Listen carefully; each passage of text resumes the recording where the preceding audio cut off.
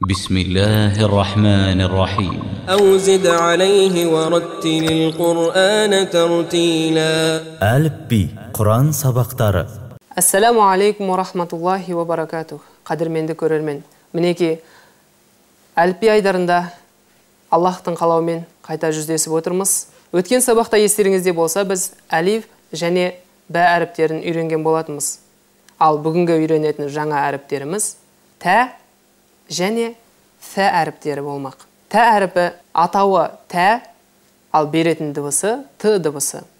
Ал фә әріпі фә әріптің атауы болса, беретін дыбысы ф. Осы әріптердің дұрыс шығуына тоқталатын болсақ, тә әріпі дұрыс шығуы үшін тілімізді тісімізден сыртқа шығарып, айтқан кезде жіңішке тә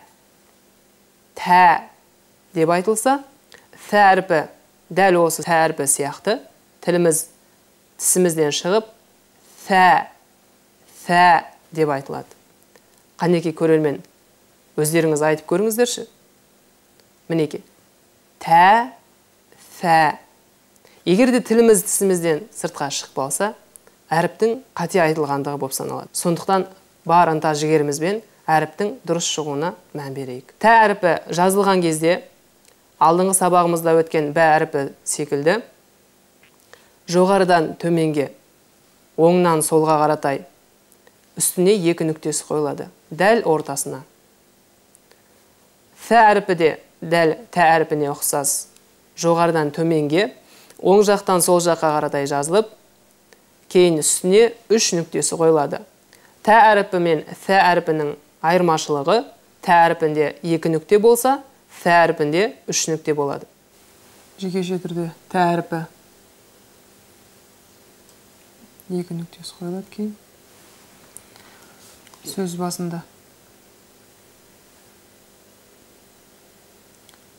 таяқшасы төмен түсіп, кейін оң жақтан солға қаратай сызылады, кейін дәл үстіне екі нүктесі қойылады. Тә әріпі сөз ортасында оң жақтан солға қаратай сызықша сызылып, кейін жоғары көтеріледі таяқша, кейін қайтадан төмен түседі. Таяқшаның жоғары көтерілген дәл ортасына үстіне екі нүктесі қойылады. Сөз соңында тә әріпі сызықша болып басталып, таяқша көтеріледі, кейін жекеше түрдегі тә әріпі сияқты жазылады.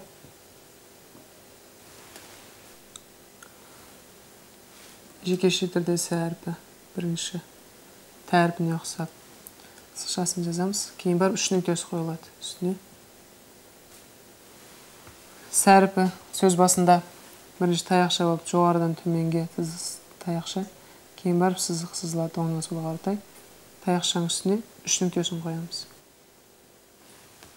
Сөз ортасында сә әріпі сызықша болып басталып, кейін таяқша көтеріледі жоғары, кейін таяқша төмен қарай түсіп, сызықша болып аяқталады.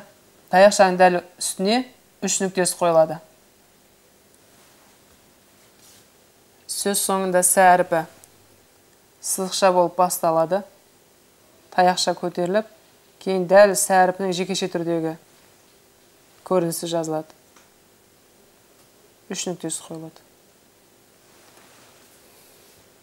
Қымбатты көрермендер, мінеки осымен бүгінгі біздің әліпби айдары өз мәресіне келіп жетті. Келесі сабағымызда өздеріңізбен қуана жүздескенше Аллах тағала бізге есендігін берсін. Ассаламу алейкум ва рахматуллахи ва баракатух. ورتل القرآن ترتيلا.